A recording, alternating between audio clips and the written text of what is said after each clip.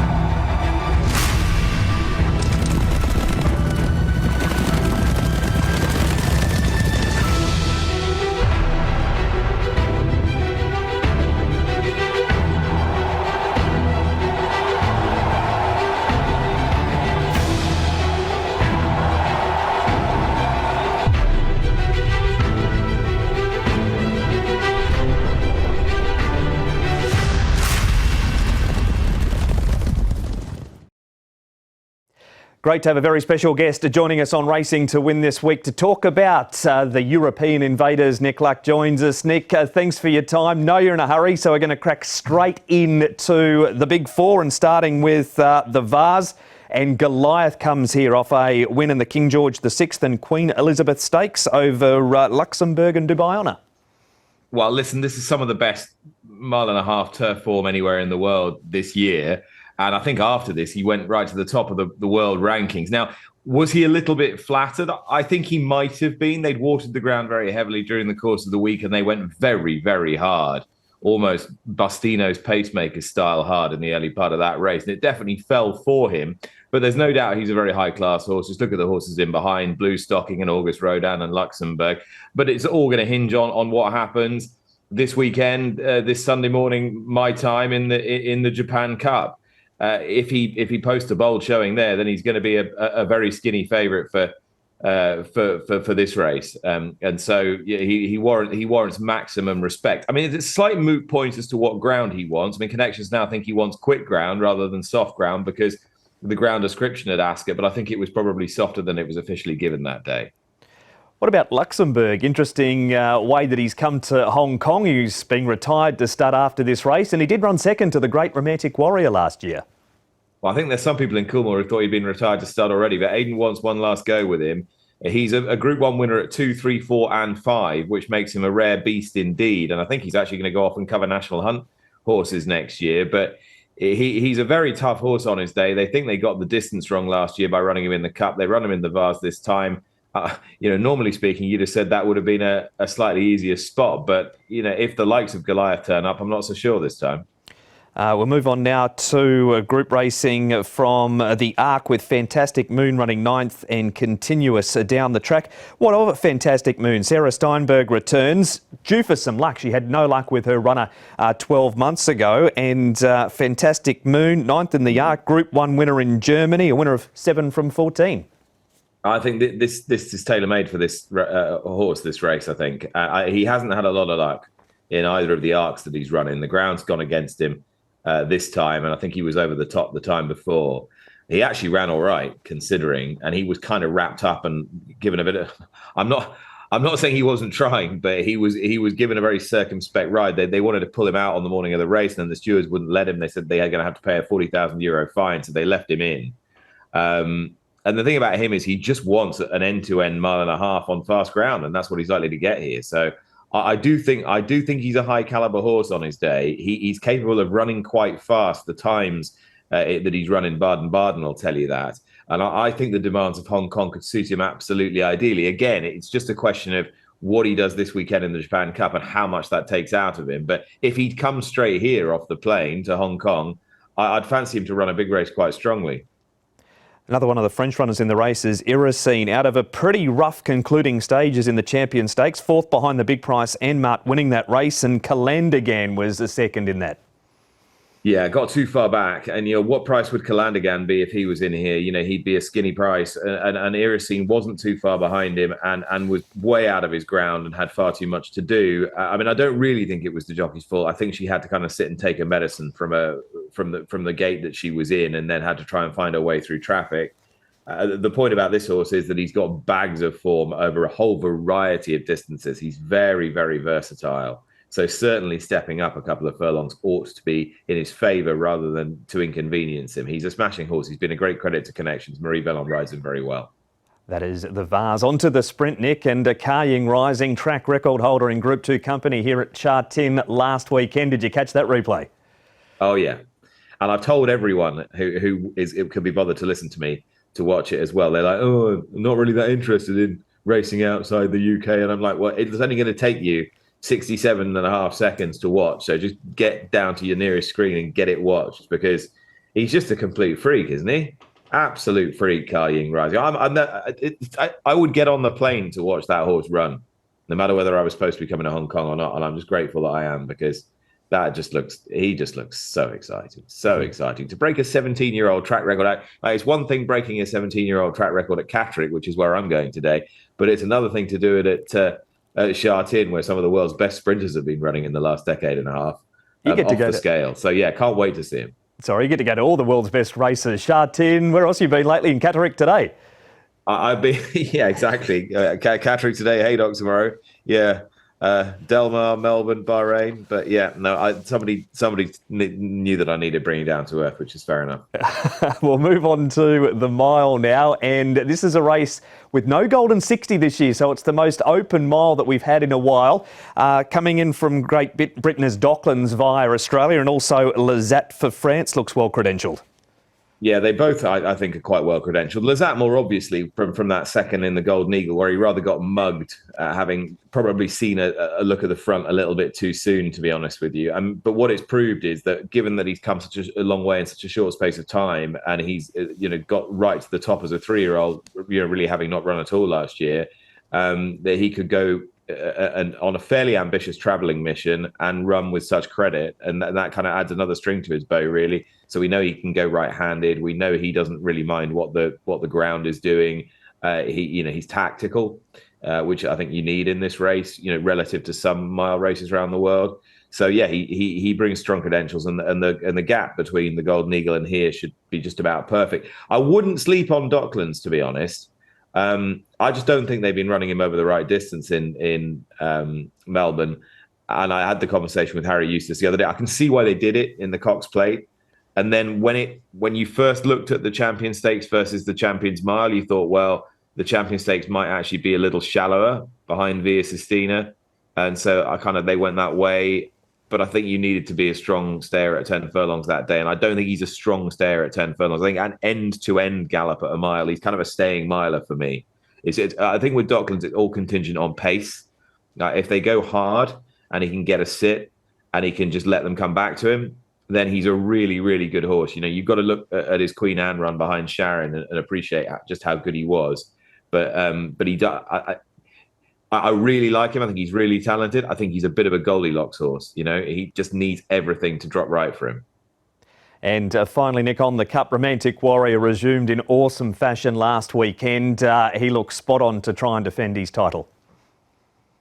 Oh, I mean, what more superlatives can you drag out about this horse? I think this race is going to be tough again, but we've said that before with him, and he's overcome it. I mean, look what he did in April when the monsoon came, and everyone said, oh, can he cope with it today? And he got a strong challenge from Prognosis, the Japanese runner, and he still dug in and managed to win. He just finds a way of doing it until somebody tells you that he's had enough. You're not really going to be convinced that he has. And McDonald's just got a brilliant way of getting the best tune out of him. Aidan O'Brien runs a couple of interesting fillies in the Cup, I think. Wingspan might be quite a nice 1.5 mile mare for next year if they keep her cracking on. But Content is talented. She's already a Group 1 winner this season and a pretty strong addition of the Yorkshire Oaks. And she didn't really get the rub of the green last time. So I'd be inclined to think that she could run well, but they shouldn't really be up to Romantic Warriors class. Nick, always appreciate your time here on Racing to Win. Enjoy Catterick today, and more importantly, enjoy Sha Tin soon. Yeah, I will. Mark, thank you very much. I will get hung, drawn, and quartered by Rafe Beckett if I don't mention Starlust running against HKIR Rising in the sprint. It's an ambitious move, but he can go round a bend. He loves a flat track, and he doesn't mind a bit of hurly-burly either. So I know we always say it, and you're going to draw a line through European sprinters when they turn up in Hong Kong, but I don't know. Beckett's won an ARC. He's won a Breeders' Cup. He's got the golden touch this year. So maybe this horse can run for a little bit of the minor money, but behind HKIR Rising. And no stranger to travelling, of course, winning in America and placed at Santa Anita last year too. Exactly. So, he's tough and he won't mind. I mean, ideally fast run 5, but, I think you've got to have that kind of pace to be there or thereabouts in Hong Kong anyway. So, it's probably to his advantage that he's a bit of a 5 furlong horse. Yeah, thanks so much, Nick. We'll catch you here very, very soon. All right, Mike. Can't wait to see you. Super to have Nick Clark as part of Racing to Win to talk about the European Invaders coming up for HKIR, which is not too far away. We're off to a break here on Racing to Win. After this, we'll put the two in the studio to work because they've had a pretty easy first half of the show. Back with a whole lot more and the focus on the Chevalier Cup right after this.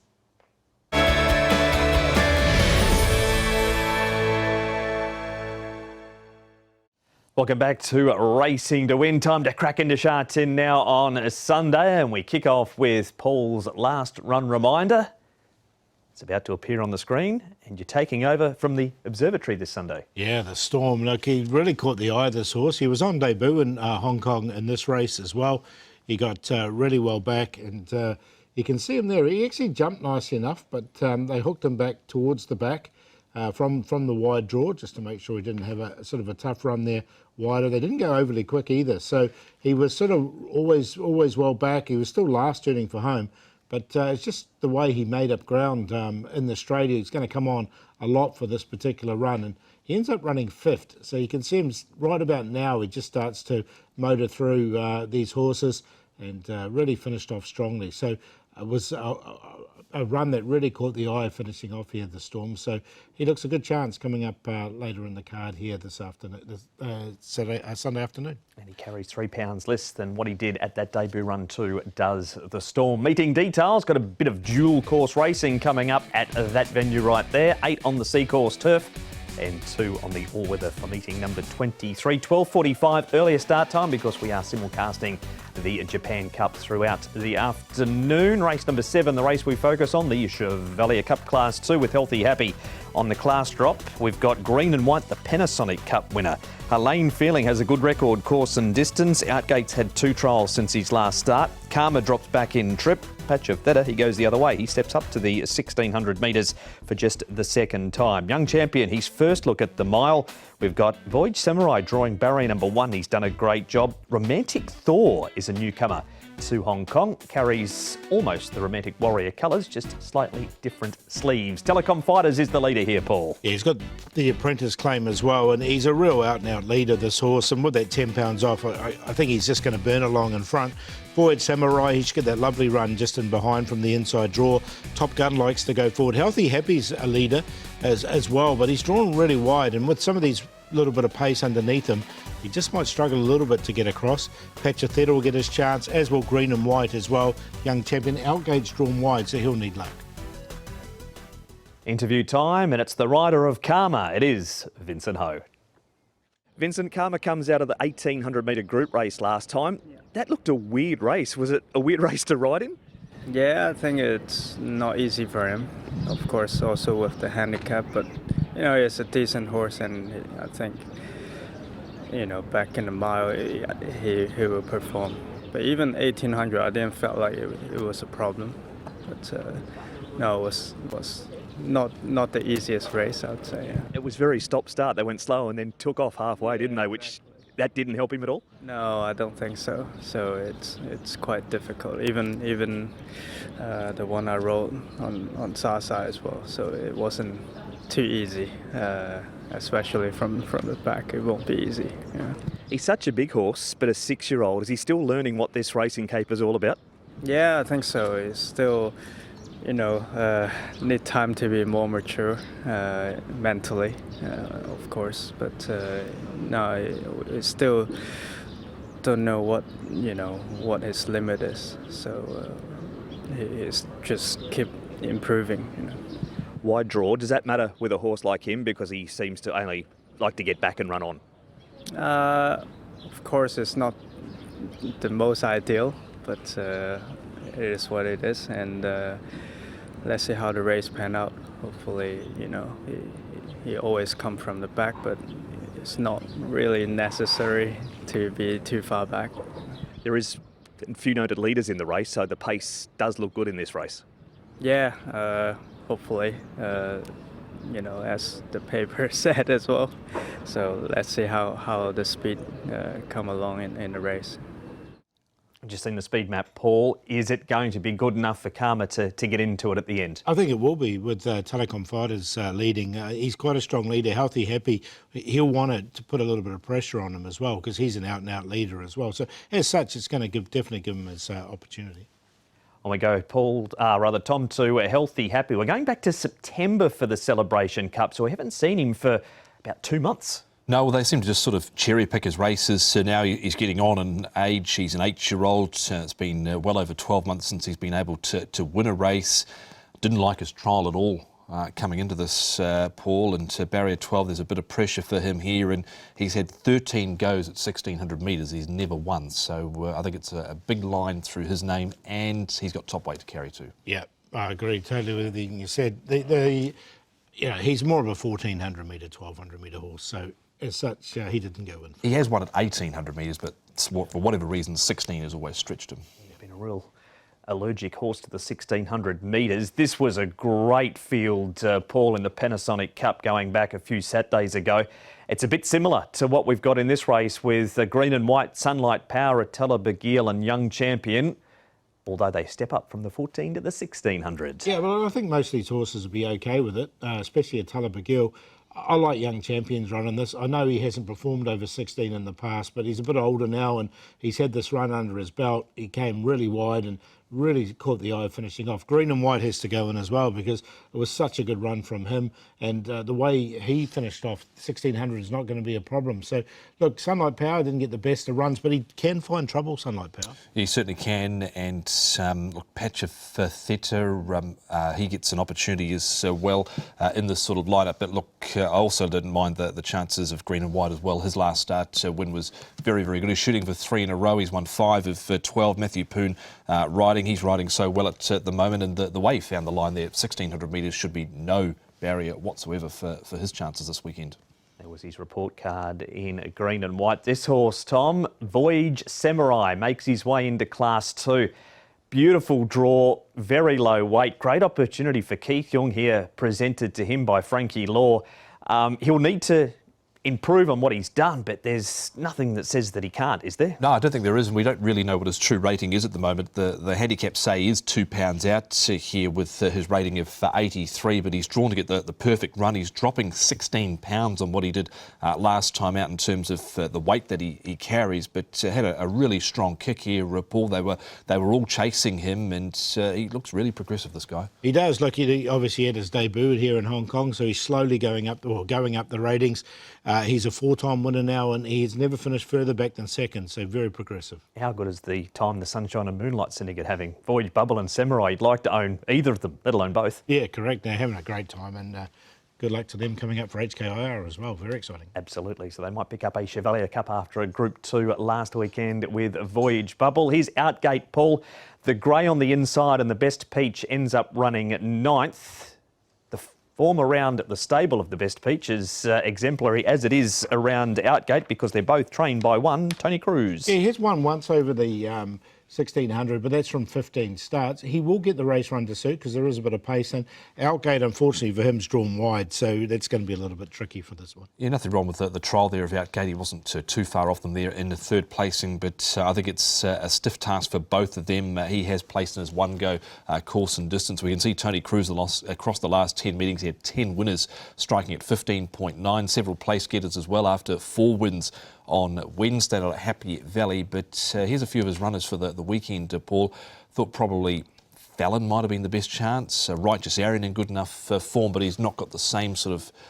I don't think he's got the winners there like he had Wednesday night. Yeah, Riding High's a horse I had a bit of time with. He's coming on to the all-weather for the first time. I didn't put him in the end, but I have had him in previously, so that maybe the change of surface will help him as well. Here's the newcomer, Paul. This is a Romantic Thor. He's had 5 trials. Danny Chamondrea at Zany combined here. He is a winner over the 1600 at Dundalk on the Poly. Also won the D Stakes at listed level prior to arriving. Yeah, a host of gear going on him for his debut with a cheek piece, a cross-nose bang, tongue tie. The trial's okay, but it's a real tough race to start in Hong Kong. Yeah, he's on a mark of 82. It's going to be tough. I'm sure there was a lot of money spent on importing this horse here, but whether this is the right sort of kick-off point for him, I'm not sure. He's probably looking for something maybe a little easier, but obviously brought with the Derby in mind as well. He was Capulet for Aidan O'Brien. Selections, please, Paul. I think Young Champion can improve after that run, really caught the eye, finishing off strongly. Voyage Samurai get the perfect run in behind, as will Patch the Theatre, and Green and White was good winning last start. 9, 12, 8 and 2. Yeah, Voyage Samurai, the one for me down towards the bottom here with the lightweight. Got him on the top to beat Green and White, Karma, and also a Patch of Theatre, 12, 2, 7 and 8. All the races, everything related to racing in Hong Kong, and also HKIR on the website, hkjc.com. Click on audio and video for race-by-race preview. It is best bet time, please, Paul. Yeah, going to go with a horse on the all-weather, a horse called Must Go. We'll see his last start here when he finished off really strongly, I thought, behind Capital Delight. And the best part was just the last bit in this race. He really stretched out nicely. He's a 2-time winner already in Hong Kong, and he looks ready to win, and what I think is a very easy race for him here. So coming down the bottom of the weights, I do like Must Go on the all-weather. And as far as the value is concerned, we're going to go with the first starter, race here number 2, Lupo Solitario. Comes with good form from New Zealand and have liked his trials leading into it. The play of the day will do it early in the card, race 2. Fun Elite, Kane, Resilience, and down attack with the lightweight down the straight 1000. Best for me is Voyage Samurai in the main event, the Chevalier Cup, race 7, number 12, Keith Young, barrier 1 for Frankie Law. Value in the last race also, it's a very open race. Namjong Kingdom wasn't the worst of runs first up from this 3-year-old by Star Spangled Banner. 1600 metres over in the Northern Hemisphere. He had 2 starts for a win and a placing. He won second up at Nace on what was a yielding track, but he got sort of checked at the start for his first up assignment at Sha Tin, but was making some good ground over the concluding stages here, and Brenton of Dullack goes on board from a slightly better draw in barrier number 7, and the play with the Green and White, Karma, Voyage Samurai and the Chevalier Cup. Best bet, New Future, folks. Better draw, barrier 5, blinkers on trial was outstanding. Beat Invincible Sage and jogged it, doing it. Ben Thompson and Michael Cheng. Bang, bang, bang. Brenton Avdulla across 3, the best or value plays, with the Rising Phoenix making his debut for David Hall. And the play, race 3, New Future, folks, and Packing Angel 2 and 3 in the play. So no pressure on Brenton Avdulla, with him figuring for all of us somewhere, Tom. Yes, he's got a big afternoon ahead of him. As we have a look at the diary, that's Chevalier Cup Day 12:15.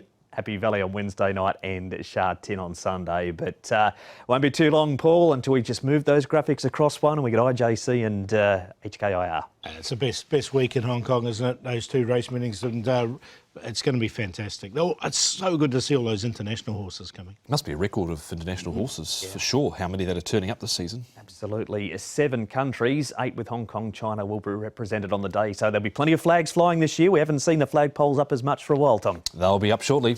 They will indeed. That has been Racing to Win. Thanks for the boys. Chevalier Cup Day coming up on Sunday. We'll see you for the first of 10 at 12:45.